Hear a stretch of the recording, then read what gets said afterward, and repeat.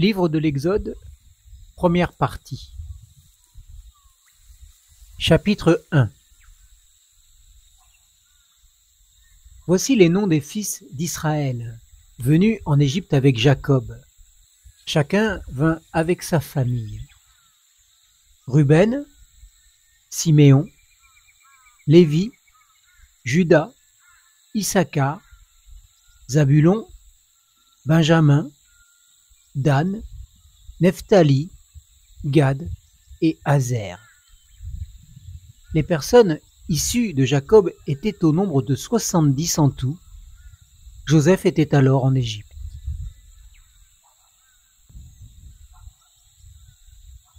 Joseph mourut, ainsi que tous ses frères et toute cette génération-là. Les Israélites furent féconds, proliférèrent, se multiplièrent et devinrent de plus en plus puissants. Et le pays en fut rempli. Un nouveau roi vint à régner sur l'Égypte, lequel n'avait pas connu Joseph. Il dit à son peuple: « Voilà le peuple des Israélites qui est plus nombreux et plus puissant que nous. Allons, montrons-nous habiles à son égard, de peur qu'il ne se multiplie, car s'il survenait une guerre, il se joindrait à ceux qui nous haïssent pour nous combattre et sortir ensuite du pays. Alors, on établit sur lui des chefs de corvée afin de l'accabler de travaux pénibles. C'est ainsi qu'il bâtit pour le pharaon des villes d'approvisionnement, Python et Ramsès. Mais plus on l'accablait, plus il se multipliait et s'accroissait, et l'on eut de l'aversion pour les Israélites. Alors les Égyptiens assujettirent les Israélites à une servitude rigoureuse. Ils leur rendirent la vie amère par un rude travail avec l'argile et les briques, et tout le travail des champs, c'est-à-dire par tout le travail auquel on l'asservissait avec rigueur. Le roi d'Égypte parla aussi aux sages-femmes des Hébreux, nommées l'une Shipra et l'autre Poua. Il leur dit: « Quand vous accoucherez les femmes des Hébreux et que vous les verrez sur les sièges, si c'est un garçon, faites-le mourir. Si c'est une fille, elle pourra vivre. » Mais les sages-femmes craignaient Dieu et n'agissaient pas comme le leur avait dit le roi d'Égypte. Elles laissaient vivre les enfants. Le roi d'Égypte appela les sages-femmes et leur dit: « Pourquoi avez-vous agi ainsi et avez-vous laissé vivre les enfants ?» Les sages-femmes répondirent au Pharaon: « C'est que les femmes des Hébreux ne sont pas comme les femmes égyptiennes. Elles sont pleines de vie et accouchent avant l'arrivée de la sage-femme. » Dieu fit du bien aux sages-femmes, et le peuple se multiplia et devint très puissant. Parce que les sages-femmes avaient eu la crainte de Dieu, Dieu fit prospérer leur famille. Alors le Pharaon donna cet ordre à tout son peuple: « Vous jetterez dans le Nil tout garçon qui naîtra, mais vous laisserez vivre toutes les filles. »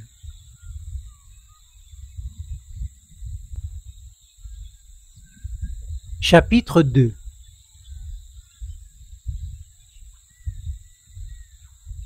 Un homme de la maison de Lévi alla prendre pour femme une fille de Lévi. Cette femme devint enceinte et enfanta un fils. Elle vit qu'il était beau et elle le cacha pendant 3 mois. Ne pouvant plus le cacher, elle prit pour lui un coffret de jonc qu'elle enduisit de bitume et de pois. Elle y mit l'enfant et le déposa parmi les roseaux sur le bord du Nil. La sœur de l'enfant se tint à quelque distance pour savoir ce qui lui arriverait. La fille du Pharaon descendit vers le Nil pour se baigner et ses compagnes se promenèrent au bord du Nil. Elles aperçurent le coffret au milieu des roseaux et envoya sa servante pour le prendre. Elle ouvrit et vit l'enfant. C'était un petit garçon qui pleurait. Elle en eut pitié et dit: « C'est un des enfants des Hébreux. »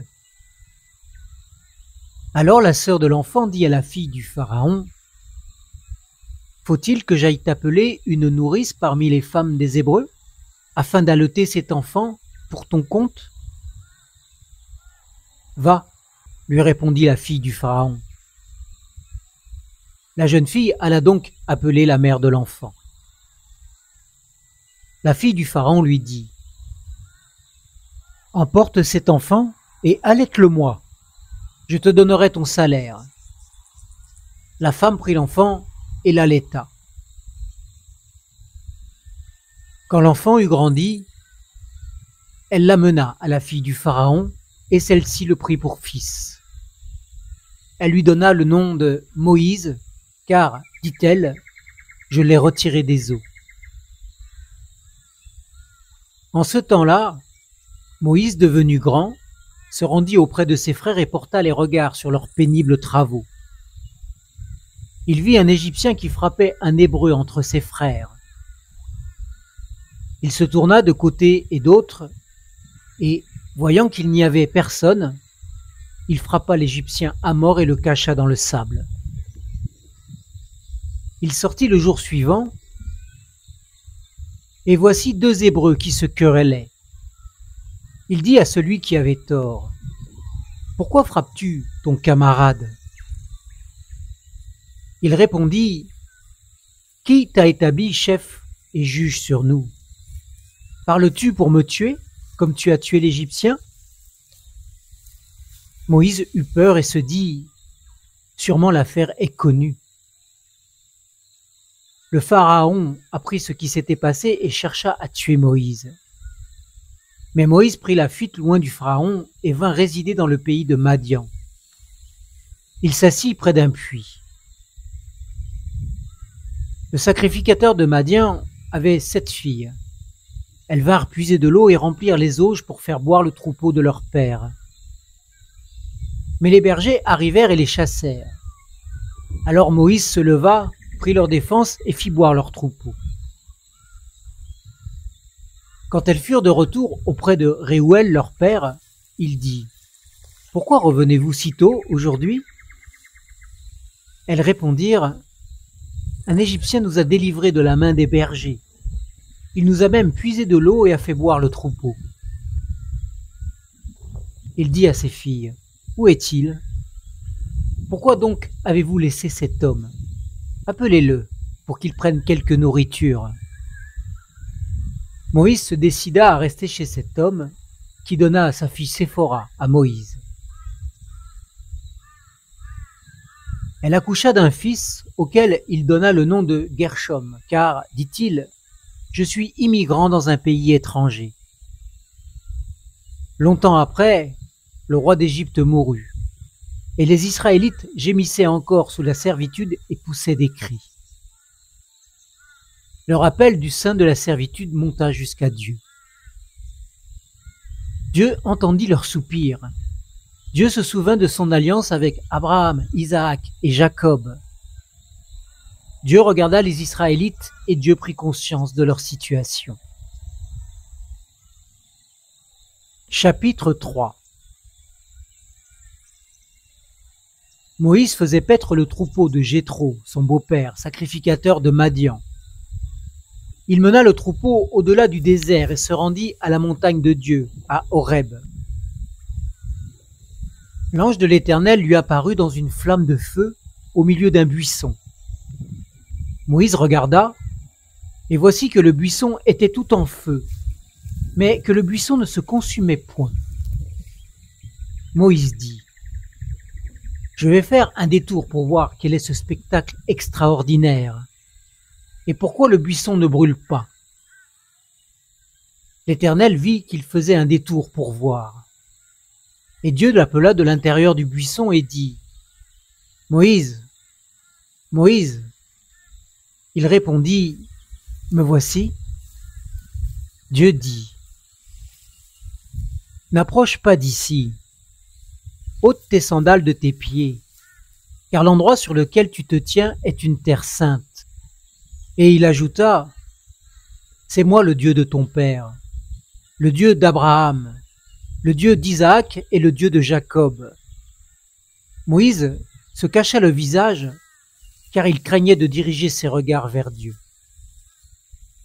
L'Éternel dit : « J'ai bien vu la misère de mon peuple qui est en Égypte, et j'ai entendu son cri à cause de ses oppresseurs, car je connais ses douleurs.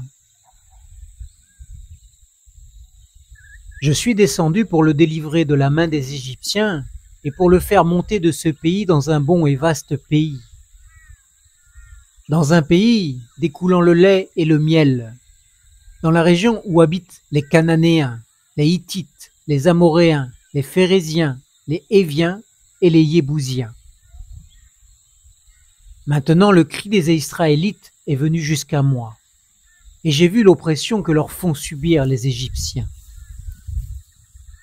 Maintenant, va, je t'envoie vers le Pharaon. Fais sortir d'Égypte mon peuple, les Israélites. » Moïse dit à Dieu : « Qui suis-je pour aller vers le Pharaon et pour faire sortir d'Égypte les Israélites ? » Dieu dit : « Je suis avec toi, et voici quel sera pour toi le signe que c'est moi qui t'envoie. Quand tu auras fait sortir d'Égypte le peuple, vous rendrez un culte à Dieu sur cette montagne. » Moïse dit à Dieu : « J'irai donc vers les Israélites et je leur dirai : le Dieu de vos pères m'a envoyé vers vous. Mais s'ils me demandent quel est son nom, que leur répondrai-je ? » Dieu dit à Moïse : « Je suis celui qui suis. » Et il ajouta : « C'est ainsi que tu répondras aux Israélites. Celui qui s'appelle « Je suis » m'a envoyé vers vous. » Dieu dit encore à Moïse : « Tu parleras ainsi aux Israélites. L'Éternel, le Dieu de vos pères, le Dieu d'Abraham, le Dieu d'Isaac et le Dieu de Jacob m'a envoyé vers vous. Voilà mon nom pour l'éternité.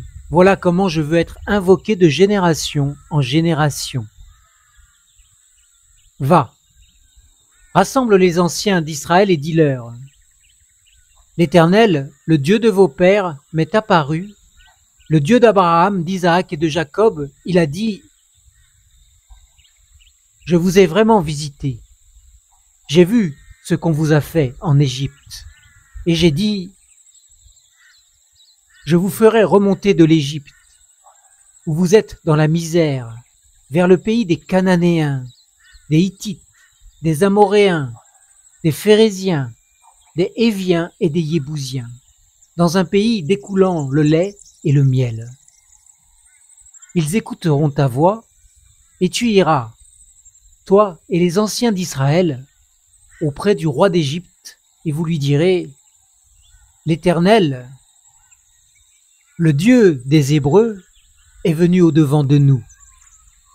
Maintenant, accorde-nous de faire 3 journées de marche dans le désert, pour offrir des sacrifices à l'Éternel, notre Dieu.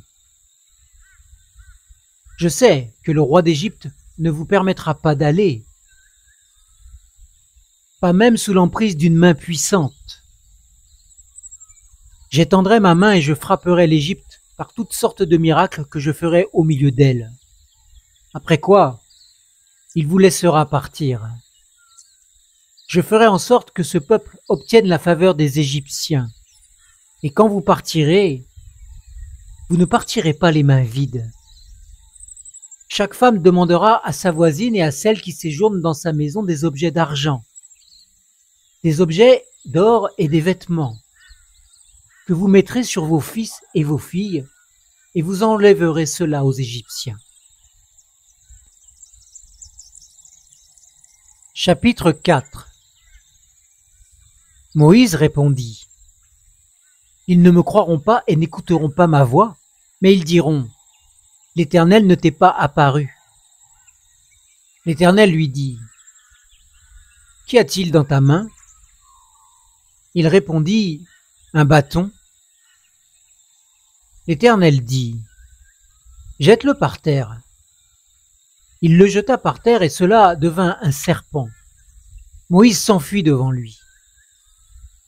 L'Éternel dit à Moïse, « Étends ta main et saisis-le par la queue. » Il étendit la main et le saisit, et le serpent devint un bâton dans sa main.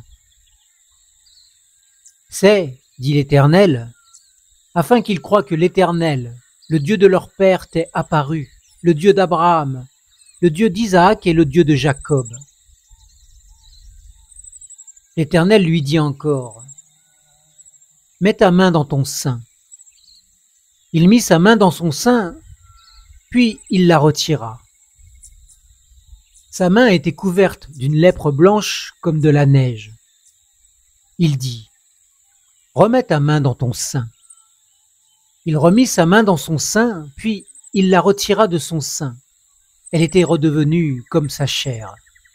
« S'ils ne te croient pas, dit l'Éternel, et ne prêtent pas attention au premier signe, ils croiront à ce dernier signe.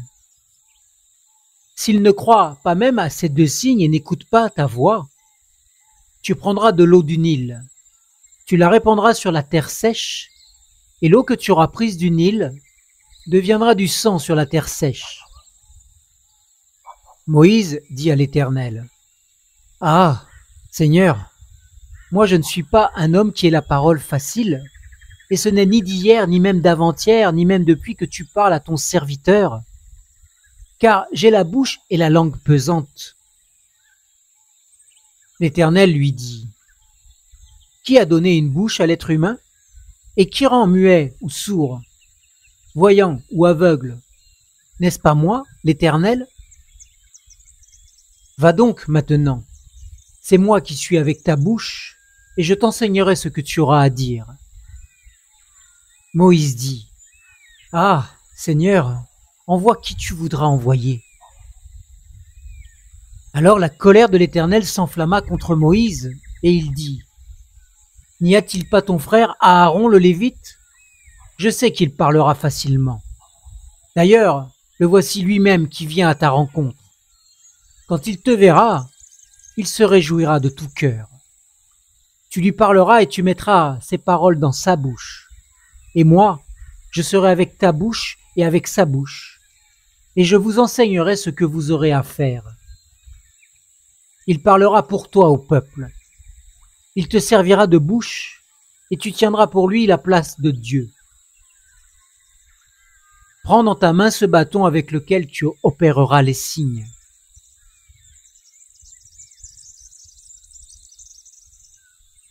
Moïse s'en alla, et de retour auprès de Jéthro, son beau-père, il lui dit, « Je vais aller rejoindre mes frères qui sont en Égypte et voir s'ils sont encore vivants. » Jéthro dit à Moïse, « Va en paix. » L'Éternel dit à Moïse, en Madian, « Va, retourne en Égypte, car ils sont morts tous ceux qui en voulaient à ta vie. » Moïse prit sa femme et ses fils, les fit monter sur des ânes et retourna dans le pays d'Égypte. Moïse prit dans sa main le bâton de Dieu. L'Éternel dit à Moïse, « En partant pour retourner en Égypte, regarde tous les prodiges que j'ai mis à ta disposition. Tu les feras devant le Pharaon. Et moi, j'endurcirai son cœur, et il ne laissera point partir le peuple. Tu diras au Pharaon, « Ainsi parle l'Éternel. Israël est mon fils, mon premier-né. Je te dis, laisse partir mon fils pour qu'il me serve. Si tu refuses de le laisser partir, alors moi, je ferai périr ton fils, ton premier-né. » Pendant le voyage, dans un lieu où Moïse passait la nuit, l'Éternel vint à sa rencontre et voulut le faire mourir. Séphora prit un silex, coupa le prépuce de son fils et en toucha les pieds de Moïse en disant, « Tu es pour moi un époux de sang. » Et l'Éternel le laissa. C'est alors qu'elle dit « époux de sang » à cause de la circoncision. L'Éternel dit à Aaron, « Va dans le désert au-devant de Moïse. Il partit, rencontra Moïse à la montagne de Dieu et l'embrassa. Moïse fit connaître à Aaron toutes les paroles de l'Éternel qui l'avait envoyé et tous les signes qu'il lui avait ordonné d'opérer. Moïse et Aaron s'en allèrent et rassemblèrent tous les anciens des Israélites. Aaron rapporta toutes les paroles que l'Éternel avait dites à Moïse, et il opéra les signes aux yeux du peuple. Le peuple crut. Ils apprirent que l'Éternel avait visité les Israélites, qu'il avait vu leur misère, et ils s'inclinèrent et se prosternèrent. Chapitre 5. Moïse et Aaron se rendirent ensuite auprès du Pharaon et lui dirent: Ainsi parle l'Éternel, le Dieu d'Israël, laisse partir mon peuple pour qu'il célèbre une fête en mon honneur au désert. Le Pharaon répondit: Qui est l'Éternel pour que je lui obéisse en laissant partir Israël? Je ne connais pas l'Éternel, aussi je ne laisserai point partir Israël. Ils dirent: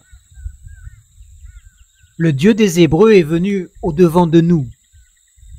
Accorde-nous de faire 3 journées de marche dans le désert pour offrir des sacrifices à l'Éternel, notre Dieu, afin qu'il ne nous frappe pas de la peste ou de l'épée. Le roi d'Égypte leur dit: Moïse et Aaron, pourquoi détournez-vous le peuple de son ouvrage? Allez à vos travaux. Le Pharaon dit: C'est maintenant où cette population née dans le pays est devenue nombreuse que vous allez interrompre ces travaux? Et le jour même, le Pharaon donna cet ordre aux inspecteurs du peuple et aux commissaires: Vous ne donnerez plus comme auparavant de la paille au peuple pour faire des briques, qu'ils aillent eux-mêmes se ramasser de la paille. Vous leur imposerez néanmoins la quantité de briques qu'ils faisaient auparavant. Vous ne la diminuerez en rien, car ce sont des paresseux. Voilà pourquoi ils crient en disant: Allons offrir des sacrifices à notre Dieu. Accablez ces gens de travail, qu'ils aient par là de quoi s'occuper et ne prennent plus garde à des faussetés. Les inspecteurs du peuple et les commissaires allèrent dire au peuple: Ainsi parle le Pharaon. Je ne vous donne plus de paille. Allez vous-même vous procurer de la paille où vous en trouverez, car l'on ne diminuera en rien votre tâche. Le peuple se dispersa dans tout le pays d'Égypte pour ramasser du chaume au lieu de paille. Les inspecteurs les pressaient en disant: Finissez votre ouvrage journalier comme quand il y avait de la paille. On frappait même les commissaires des Israélites établis sur eux par les inspecteurs du Pharaon. Pourquoi, disait-on, n'avez-vous pas fini de pétrir hier et aujourd'hui le nombre de briques qui vous étaient imposées comme avant?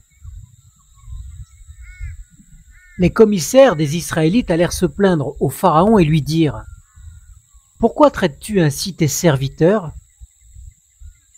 On ne donne point de paille à tes serviteurs et l'on nous dit: Faites des briques. Alors tes serviteurs sont battus et c'est ton peuple qui est en faute. Le Pharaon répondit: Vous êtes des paresseux, des paresseux. Voilà pourquoi vous dites: Allons offrir des sacrifices à l'Éternel. Maintenant, allez à votre tâche. On ne vous donnera pas de paille et vous livrerez la même quantité de briques. Les commissaires des Israélites virent qu'on les rendait malheureux en disant: Vous ne diminuerez en rien le nombre de briques à livrer chaque jour. En sortant de chez le Pharaon, ils rejoignirent Moïse et Aaron qui les attendaient. Ils leur dirent: Que l'Éternel vous regarde et qu'il juge. Vous nous avez rendus odieux, au Pharaon et à ses serviteurs. Vous avez mis une épée dans leurs mains pour nous tuer. Moïse retourna vers l'Éternel et dit : « Seigneur, pourquoi as-tu fait du mal à ce peuple ? Pourquoi m'as-tu envoyé ? Depuis que je suis allé vers le Pharaon pour parler en ton nom, il fait du mal à ce peuple, et tu n'as pas du tout délivré ton peuple. » Chapitre 6. L'Éternel dit à Moïse : « Tu verras maintenant ce que je vais faire au Pharaon. C'est sous l'emprise d'une main puissante qu'il laissera partir le peuple, et sous cette emprise qu'il le chassera de son pays. » Dieu parla encore à Moïse et lui dit : « Moi, je suis l'Éternel. Je suis apparu à Abraham, à Isaac et à Jacob, comme le Dieu Tout-Puissant. Mais je n'ai pas été reconnu par eux sous mon nom, l'Éternel. J'ai aussi établi mon alliance avec eux pour leur donner le pays de Canaan, le pays où ils ont séjourné, où ils ont immigré. Moi, j'ai entendu le soupir des Israélites que les Égyptiens asservissent, et je me suis souvenu de mon alliance. C'est pourquoi dis aux Israélites : je suis l'Éternel. Je vous affranchirai des travaux pénibles dont vous chargent les Égyptiens. Je vous délivrerai de la servitude à laquelle ils vous soumettent, et je vous rachèterai par la force de mon bras et par de grands jugements. Je vous prendrai pour que vous soyez mon peuple, et je serai votre Dieu. Et vous reconnaîtrez que c'est moi, l'Éternel, votre Dieu, qui vous affranchit des travaux pénibles dont vous chargent les Égyptiens. Je vous ferai entrer dans le pays que j'ai juré de donner à Abraham, à Isaac et à Jacob. Je vous le donnerai en possession, moi, l'Éternel. » C'est ainsi que Moïse parla aux Israélites. Mais ils n'écoutèrent pas Moïse à cause de leur impatience et de leur dure servitude. L'Éternel parla à Moïse et dit : « Va, parle au Pharaon, au roi d'Égypte, pour qu'il laisse partir les Israélites hors de son pays. » Moïse répondit en présence de l'Éternel : « Alors que les Israélites ne m'ont pas écouté, comment le Pharaon m'écouterait-il, moi qui ai des lèvres malhabiles ? »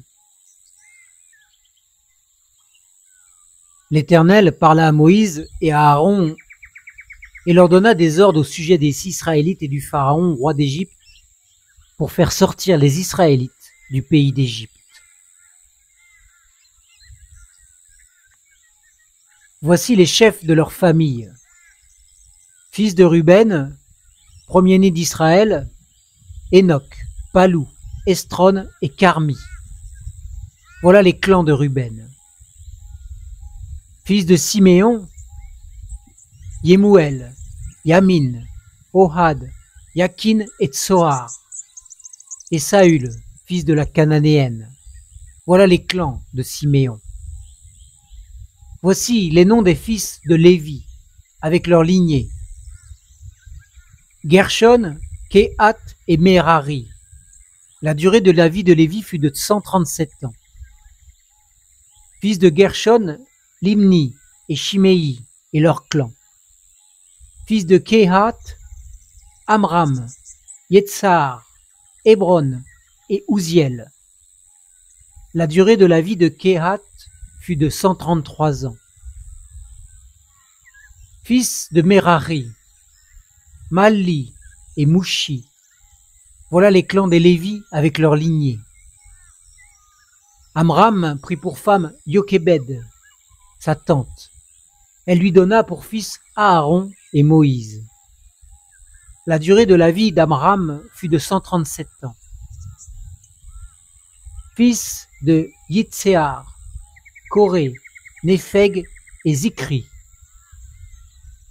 Fils de Ouziel, Michaël, Elstaphan et Sitri.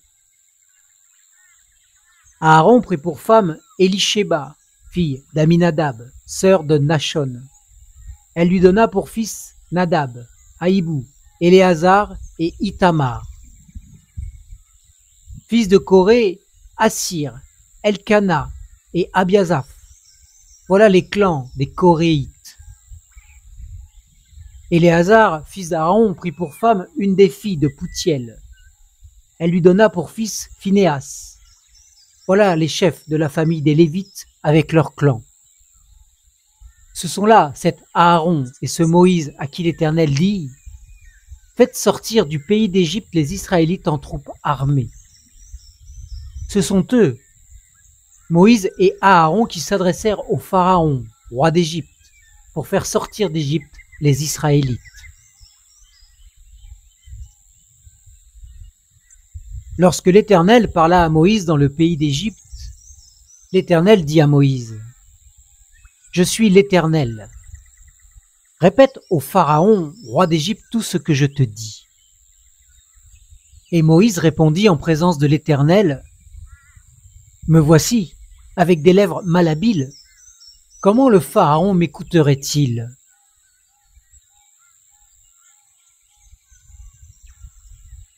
Fin de la première partie du livre de l'Exode.